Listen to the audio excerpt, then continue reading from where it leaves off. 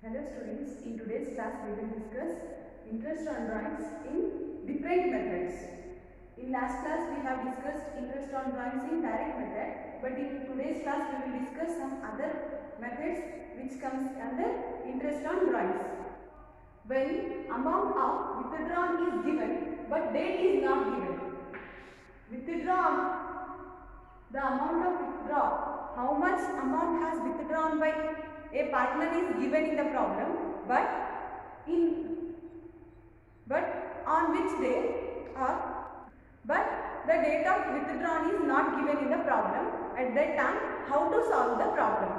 If the withdrawn amount is given but date is not given, at that time we have to use the formula as interest on drawings is equals to drawings or total drawings withdrawn by any partner into rate of interest which is given in the problem and into 6 divided by 12.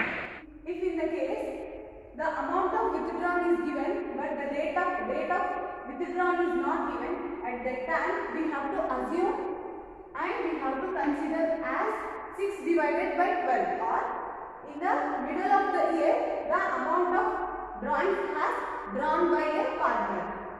Here is the problem. A partner withdrawn rupees 20,000. Amount of drawings is 20,000 till the year ending 31st December 2019. This is the year of this 31st December 2019 is the day on which the accounting year is closed in partnership form. This is not the date of drawings. This is the date of accounting year ending, or this is the year ending of that partnership form, and interest on drawings is 10% per annum. Here the interest on drawings is given and we have to calculate interest on drawings. ಪಾಲುದಾರಿಕೆ ಸಂಸ್ಥೆಯಲ್ಲಿ ಕೇವಲ drawings ನ amount ಅನ್ನು ಕೊಟ್ಟು ಅಥವಾ drawings ನ ಹಣವನ್ನು ಕೊಟ್ಟು ಆ ಹಣವನ್ನು ಯಾವಾಗ ಡ್ರಾ ಮಾಡಿಕೊಂಡಿದ್ದಾರೆ ಅನ್ನುವಂಥ ಡೇಟ್ ಕೊಡದೇ ಇರುವಂತಹ ಸಂದರ್ಭದಲ್ಲಿ ನಾವು interest on drawings is equals to drawings ಅಂದರೆ ಅವರು ಎಷ್ಟು ಹಣವನ್ನು ತನ್ನ ವೈಯಕ್ತಿಕ ಖರ್ಚುಗಳಿಗಾಗಿ ತಗೊಂಡಿದ್ದಾನೆ ಅನ್ನೋದನ್ನ ತಗೊಂಡ್ಬಿಟ್ಟು ರೇಟ್ ಆಫ್ ಇಂಟ್ರೆಸ್ಟ್, ಅದು ಶೇಕಡಾವಾರು ಎಷ್ಟು ಕೊಟ್ಟಿರ್ತಾರಲ್ಲ ಅಷ್ಟು ಪರ್ಸೆಂಟೇಜ್ನ ತಗೊಂಡ್ಬಿಟ್ಟು ಅದರ ಜೊತೆಗೆ 6 ಡಿವೈಡೆಡ್ ಬೈ 100 ಕನ್ಸಿಡರ್ ಮಾಡಬೇಕು. ಪ್ರಾಬ್ಲಮ್ ಅಲ್ಲಿ ಯಾವ ದಿನದಂದು ಡ್ರಾ ಮಾಡ್ಕೊಂಡಿದ್ದಾರೆ ಅನ್ನುವಂಥ ಇನ್ಫಾರ್ಮೇಶನ್ ಕೊಡದೇ ಇರುವಂತಹ ಸಂದರ್ಭದಲ್ಲಿ ನಾವು ಆ ಒಂದು ಡ್ರಾಯಿಂಗ್ಸ್ ಏನು ಡ್ರಾ ಮಾಡ್ಕೊಂಡಿರ್ತಾರಲ್ಲ ಪಾಲುದಾರ, ಅದನ್ನು ನಾವು ವರ್ಷದ ನಡುವೆ ಡ್ರಾ ಮಾಡ್ಕೊಂಡಿದ್ದಾನೆ ಅಂತ ಊಹಿಸಿಕೊಂಡು 6 ಡಿವೈಡೆಡ್ ಬೈ 12 ಅಂತ ಕನ್ಸಿಡರ್ ಮಾಡಬೇಕು. ಈ ಒಂದು ಪ್ರಾಬ್ಲಮ್ ನಲ್ಲಿ ಎ ಪಾರ್ಟ್ನರ್ ವಿತ್ಡ್ರಾ 20,000 ರೂಪಾಯಿಯನ್ನ ಒಬ್ಬ ಪಾಲುದಾರ ಡ್ರಾ ಮಾಡ್ಕೊಂಡಿದ್ದಾರೆ during the year ending 31st December 2019. ಇದು ಈ ದಿನಾಂಕ ವರ್ಷದ ಕೊನೆಯ ದಿನಾಂಕ ಆಗಿರುತ್ತೆ. ಅಂದರೆ ಈ ಒಂದು ಪಾಲುದಾರಿಕೆ ಸಂಸ್ಥೆಯು 31 ಡಿಸೆಂಬರ್ 2019 ಫೈನಾನ್ಷಿಯಲ್ ಇಯರ್ ಕ್ಲೋಸ್ ಆಗ್ತಾ ಬರುತ್ತೆ. ಆದರೆ ಈ ದಿನಾಂಕ ವಿತ್ಡ್ರಾ ಮಾಡಿದ ದಿನಾಂಕ ಆಗಿರಲ್ಲ, ಯಾಕಂದ್ರೆ ಡ್ಯೂರಿಂಗ್ ದ ಇಯರ್ ಎಂಡಿಂಗ್ ಆ ಒಂದು ವರ್ಷದ ಕೊನೆ 31 ಡಿಸೆಂಬರ್ 2019 ಆಗಿರುತ್ತೆ ಹೊರತು ಆ ಒಂದು ದಿನದಂದು ಡ್ರಾ ಮಾಡಿಕೊಂಡಿರುವಂತಹ ಮಾಹಿತಿ ಇದು ಅಲ್ಲ. And interest on drawings is 10%. 10% ಬಡ್ಡಿಯನ್ನ ಈ ಒಂದು 20,000 ರೂಪಾಯಿ ಮೇಲೆ ಹೇರಲಾಗಿದೆ. ಹಾಗಾಗಿ ಕ್ಯಾಲ್ಕುಲೇಟ್ ಇಂಟ್ರೆಸ್ಟ್ ಆನ್ ಡ್ರಾಯಿಂಗ್ಸ್. ನಾವು ಇಂಟ್ರೆಸ್ಟ್ ಆನ್ ಡ್ರಾಯಿಂಗ್ಸ್ ನ ಕ್ಯಾಲ್ಕುಲೇಟ್ ಮಾಡ್ತಾ ಹೋಗಬೇಕು. Interest on drawings is equals to drawings into rate of interest into 6 divided by 12. Here drawings amount is 20,000. We have to write it as it is into rate of interest is 10%, nothing but 10 divided by 100 multiply with the 6 divided by 12, that is half year. After simplifying 20,000 into 10 divided by 100 into 6 divided by 12, we will get 1,000. 1,000 is the rate of, this 1,000 is interest on drawings which is paid by the partner who withdrawn the amount from the partnership firm. Interest on drawings ಅನ್ನು calculate ಮಾಡುವಾಗ ಪೂರ್ತಿ ಒಬ್ಬ ಪಾಲುದಾರ ಪಡೆದುಕೊಂಡಂತಹ drawings amount ನ ಹಾಕೊಂಡು ಅದರ ಜೊತೆ rate of interest ನ ಪ್ರಾಬ್ಲಮ್ ಅಲ್ಲಿ ಕೊಟ್ಟಿರೋ ತರ 10% ಅಂದ್ರೆ 10 ಡಿವೈಡೆಡ್ ಬೈ 100 ಅನ್ನು ತಗೋಬೇಕು. ಫಾರ್ಮುಲಾದಲ್ಲಿ ಇರುವ ಹಾಗೆ 6 ಡಿವೈಡೆಡ್ ಬೈ 100 ಅನ್ನು ಕನ್ಸಿಡರ್ ಮಾಡ್ತಾ ಹೋದ್ರೆ ನಮಗೆ 1,000 ರೂಪಾಯಿ. ಈ 1,000 ರೂಪಾಯಿಯನ್ನು ಯಾವ ಪಾಲುದಾರಿಕಾ ಸಂಸ್ಥೆಯಲ್ಲಿ ಹಣವನ್ನು ಡ್ರಾ ಮಾಡ್ಕೊಂಡಿದ್ದಾನೆ 20,000 ಆ ಒಬ್ಬ ವ್ಯಕ್ತಿ ಈ 1,000 ರೂಪಾಯಿನ ಪೇ ಮಾಡಬೇಕಾಗುತ್ತೆ. This is another method, that is product method. In product method, the formula is different. Interest on bonds is equals to product into rate of interest into 1 divided by 12. Product method ಅಲ್ಲಿ formula interest on drawings ನ formula change ಆಗ್ತಾ ಹೋಗುತ್ತೆ. ಅದು interest on drawings is equals to product into rate of interest into 1 divided by 12. ಇಲ್ಲಿ ಈ ಒಂದು problem ನಲ್ಲಿ ಮತ್ತೆ interest on rate of interest ನ ಕನ್ಸಿಡರ್ ಮಾಡ್ತಾ ಬರಬೇಕು. ಅದು ಇಂಟ್ರೆಸ್ಟ್ ಎಷ್ಟು ಕೊಟ್ಟಿರ್ತಾರೋ ಅದನ್ನ ನಾವು ಕ್ಯಾಲ್ಕುಲೇಟ್ ಮಾಡೋದಕ್ಕೋಸ್ಕರ ತಗೋಬೇಕು. ಮತ್ತೆ ನಾವು ಈ ತರ ಪ್ರಾಬ್ಲಮ್ ಕೊಟ್ಟಾಗ ಪ್ರಾಡಕ್ಟ್ ಮೆಥಡ್ ಅಲ್ಲಿ ಪ್ರಾಬ್ಲಮ್ ಕೊಟ್ಟಾಗ ನಾವು ಟೋಟಲ್ ಪ್ರಾಡಕ್ಟ್ ನ ಕ್ಯಾಲ್ಕುಲೇಟ್ ಮಾಡ್ತಾ ಹೋಗಬೇಕಾಗುತ್ತೆ. Calculation of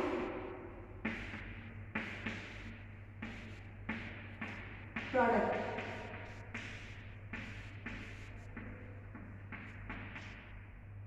This we have to prepare a table.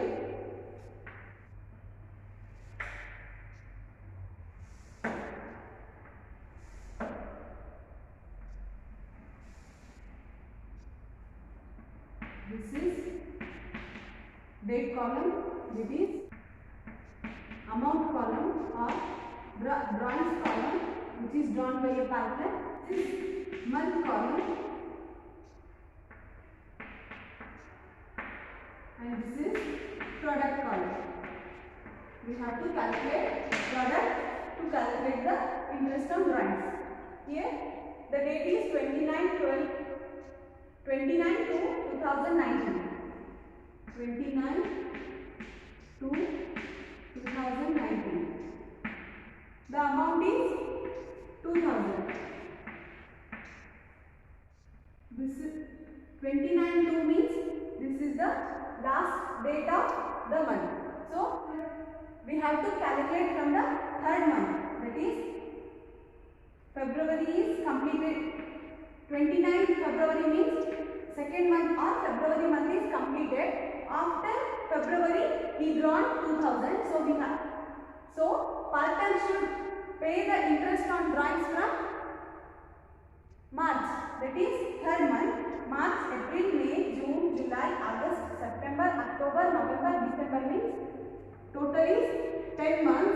So we have to multiply amount with the month to know the product. Here 2,000 into 10 means 20,000.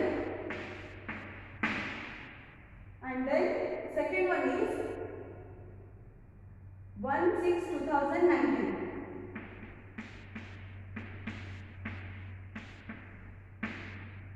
This is beginning of the month, so we have to consider as a 1 month. 6, 7, 8, 9, 10, 11, 12. This is 7, so we have to consider 7 months. And total amount is 3,000. And again we have to multiply amount with months, that is 21,000.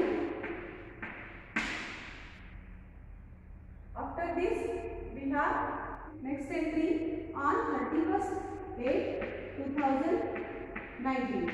We should not consider the 8th month.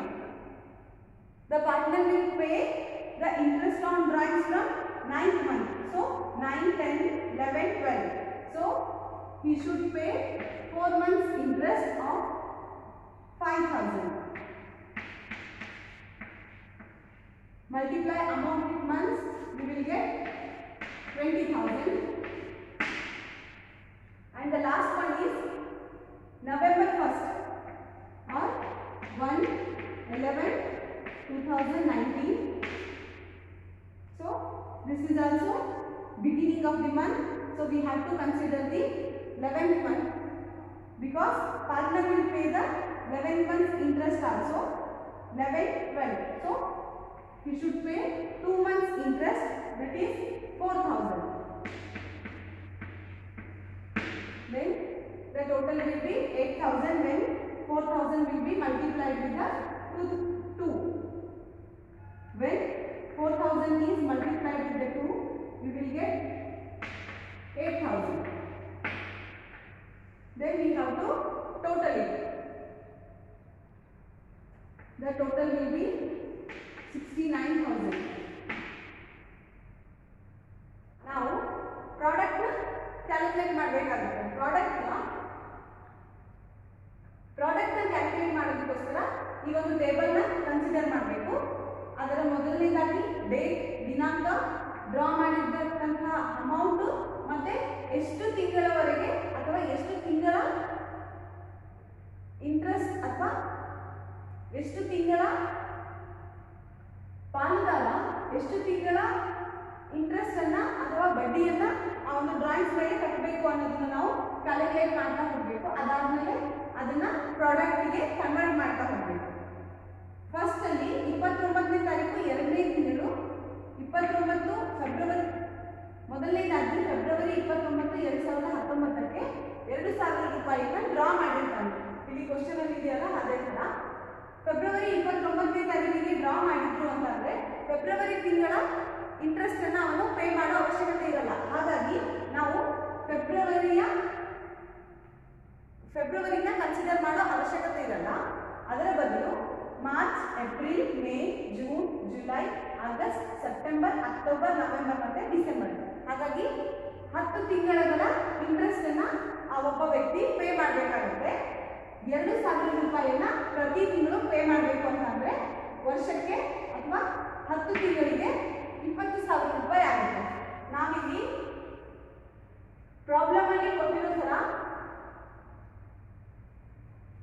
ಆ partner comments ಮಾಡುವಂತಹ partnership firm ನ year end 31ನೇ ತಾರೀಕು 12ನೇ ತಿಂಗಳದಂದು ಆ ಒಂದು partnership firm close ಆಗ್ತಾ ಬರುತ್ತೆ ಅಥವಾ accounting year close ಆಗುತ್ತೆ. ಹಾಗಾಗಿ ನಾವು 1 ಜನವರಿ 2019ರಿಂದ 31 ಡಿಸೆಂಬರ್ 2019 ಅಂತ ಕನ್ಸಿಡರ್ ಮಾಡ್ತಾ ಹೋಗಬೇಕು. ಹಾಗಾಗಿ ನಮಗೆ 10 ತಿಂಗಳ ಇಂಟ್ರೆಸ್ಟ್ ಅನ್ನ ಎ ಪಾರ್ಟ್ನರ್ 10 ತಿಂಗಳ ಇಂಟ್ರೆಸ್ಟ್ ಅನ್ನ ಆ ಒಬ್ಬ ಪಾರ್ಟ್ನರ್ ಅಥವಾ ಪಾಲುದಾರ ಪೇ ಮಾಡಬೇಕಾಗುತ್ತೆ. ಎರಡನೇದಾಗಿ ಅವನು ಜೂನ್ 1ರಂದು 3,000 ರೂಪಾಯಿಯನ್ನ ಡ್ರಾ ಮಾಡ್ಕೊಳ್ತಾ ಬಂದ. ಅಂದ್ರೆ 1/6/2019ರಂದು 3,000 ರೂಪಾಯಿಯನ್ನ ಡ್ರಾ ಮಾಡ್ದ ಅಂತಂದ್ರೆ ಆವಾಗ 1ನೇ ತಾರೀಕಿಗೆ ಡ್ರಾ ಮಾಡಿದ್ದು ಅಂತಂದ್ರೆ ಅದು 1 ತಿಂಗಳಿಗೆ ಲೆಕ್ಕ ಆಗುತ್ತೆ. ಅಂದ್ರೆ ಒಂದು ತಿಂಗಳ ಮೊದಲನೇ ತಾರೀಕಿಗೆ ಅವನು ಡ್ರಾ ಮಾಡಿದ್ದ ಅಂತಂದ್ರೆ ಅಲ್ಲಿಂದ ಆ ತಿಂಗಳ ಕೊನೆಯಲ್ಲೂ ಸಹ ಅವನು ಅಮೌಂಟ್ ನ ಪೇ ಮಾಡಬೇಕು, ಇಂಟ್ರೆಸ್ಟ್ ನ ಪೇ ಮಾಡಬೇಕಾಗುತ್ತೆ. ಹಾಗಾಗಿ June, July, August, September, October, November ಮತ್ತೆ ಡಿಸೆಂಬರ್ ಅಂದ್ರೆ 7 ತಿಂಗಳು ಆಗ್ತಾ ಬರುತ್ತೆ. ಹಾಗಾಗಿ 7 ತಿಂಗಳನ್ನ ಮಂತ್ಸ್ ಕಾಲಮಲ್ಲಿ ನಾವು ಎಂಟ್ರಿ ಮಾಡ್ತಾ ಹೋಗ್ತೀವಿ. 7 ತಿಂಗಳ ಕಾಲ 3,000 ರೂಪಾಯಿನ ಕಟ್ತಾ ಹೋದ್ರೆ ಅದು ವರ್ಷಕ್ಕೆ ಅಥವಾ 7 ತಿಂಗಳಿಗೆ 21,000 ರೂಪಾಯಿ ಆಗ್ತಾ ಬರುತ್ತೆ. ಮೂರನೇ ಸಾಲಿಗೆ ಆ ಒಬ್ಬ ಪಾಲುದಾರ 31ನೇ ತಾರೀಕು 8ನೇ ತಿಂಗಳದಂದು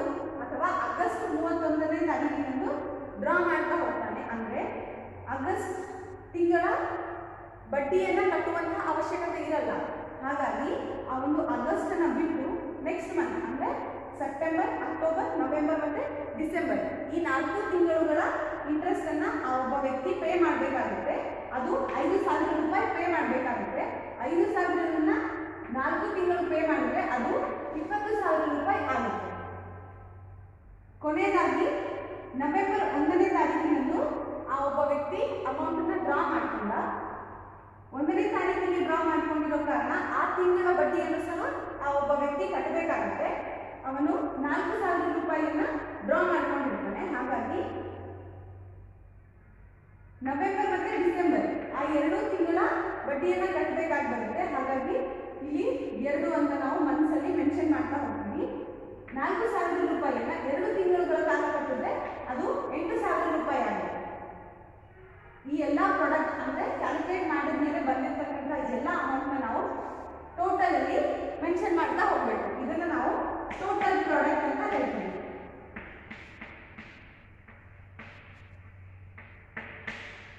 ಇದು ಈ ಒಂದು ಟೋಟಲ್ ಪ್ರಾಡಕ್ಟ್ ಏನು ಬಂದಿರುತ್ತೆ ಅದರ ಮೇಲೆ ಬಡ್ಡಿಯನ್ನು ಅಥವಾ ಇಂಟ್ರೆಸ್ಟ್ ಆನ್ ಡ್ರಾಯಿಂಗ್ಸ್ನ ಕ್ಯಾಲ್ಕುಲೇಟ್ ಮಾಡ್ತಾ ಹೋಗ್ತೀವಿ. By this table we have calculated total product, that is 69,000. So we have to calculate in the formula, that is total product will be 69,000 and interest on drawings is given in the problem, that is 12% per annum. We have to write it as divided with 100 and we have to multiply 1 divided by 12 because in the formula only we have 1 divided by 12. Interest on drawings will be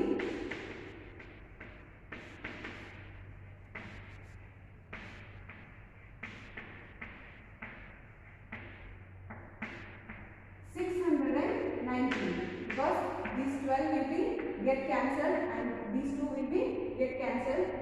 This 690 will be the interest on drawings, which is this following amount from the partnership fund. ನಾವು calculate ಮಾಡಿ ನಾವು table ಅಲ್ಲಿ product ಅನ್ನು calculate ಮಾಡಿದ ಮೇಲೆ total ಬಂದಿರತಕ್ಕಂಥ product ಫಾರ್ಮುಲಾದಲ್ಲಿ ಅಥವಾ ಸೂತ್ರದಲ್ಲಿ ಹಾಕ್ತಾ ಹೋಗಬೇಕು. ಅದು 69,000 ರೂಪಾಯಿ ಟೋಟಲ್ ಪ್ರಾಡಕ್ಟ್ ಆಗಿ ಬಂತು. ಇದರ ಜೊತೆ 12%